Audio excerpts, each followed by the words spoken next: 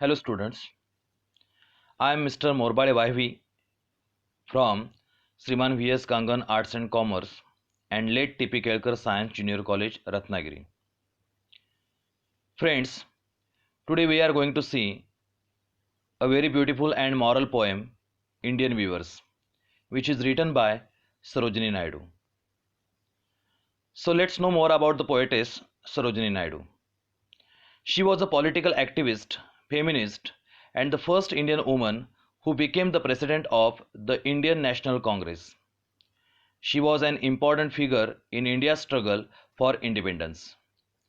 She became the governor of United Provinces in 1947, becoming the first woman to hold the office of governor in independent India. Naidu's poetry focuses essentially on the beauty of India, its customs, traditions, festivals, and people from all classes and professions. Her work as a poetess earned her sobriquet. Sobriquet means here nickname of Nightingale of India. She is best known for her poems such as In the Bazaars of Hyderabad, Palanquin Bearers, The Coromandel Features, Indian Weavers, and The Bangle Sellers. Let me tell you about the poem. Indian Weavers is a short poem consisting of 3 stanzas having 4 lines each. The poetess talks about 3 types of garment that the weavers weave at 3 particular times of a day. It represents the 3 important events of human life: birth, adulthood, and death. Metaphorically, each time and the garment weaved in that time symbolizes particular stage of life. The poem has a rhyme scheme of AABB. The poetess uses a number of literary devices to express her ideas like simile, imagery, metaphor, etc. We find that the poem has been structured in a question-answer pattern.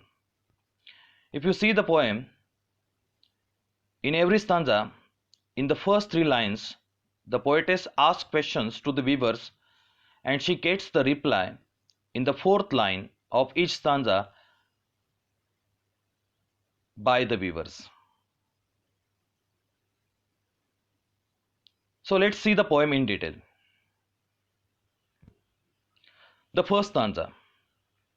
Weavers weaving a break of a day, why do you weave a garment so gay?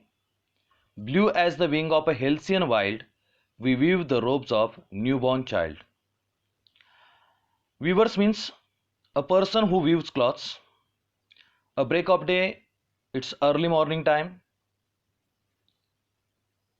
Halcyon, a colorful bird, kingfisher. And robes means here cloths.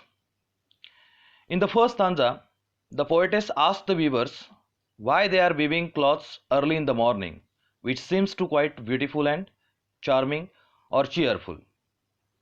The cloths are blue as the wing of halcyon wild. The blue color symbolizes something beautiful and precious. The cloths weaved by the weavers are quite special, and that's why the poetess is very eager to know about them. The Indian weavers tells her that they are weaving the beautiful dress for a young one who has just come to the world. In this stanza, a number of images are used to describe the first stage of human life, like break of day, garments so gay, and blue as the wing of halcyon wild.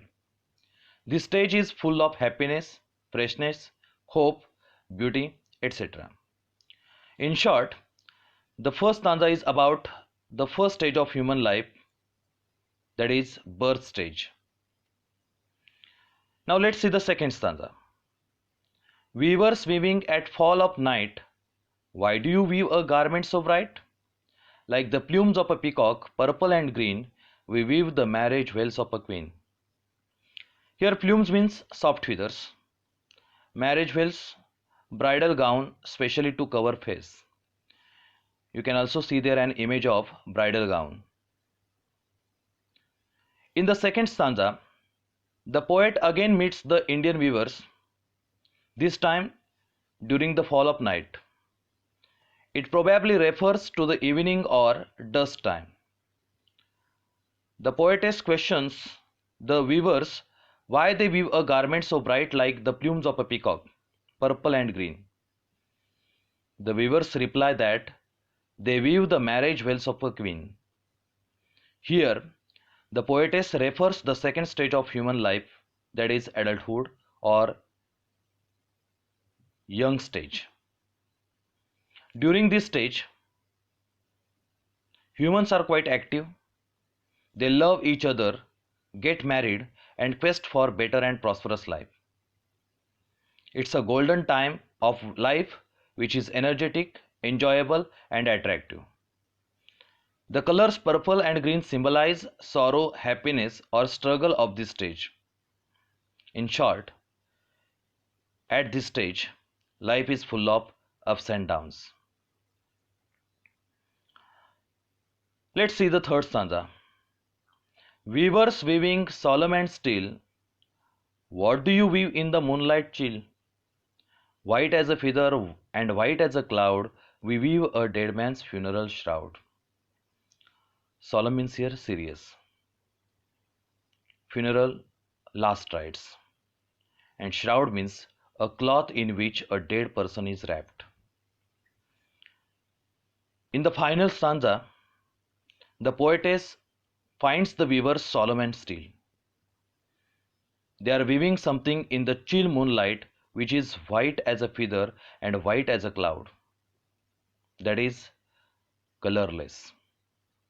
As the poetess fails to figure out what it is and why they are sorrowful and silent, so she asks them what are they weaving rather than why are they weaving. They reply that they are weaving shroud for a dead person. It's the final stage of human life, that is death, which is colorless like white feather and cloud. In this way, the life which begins with joy, happiness, and hope ends with sorrow and grief.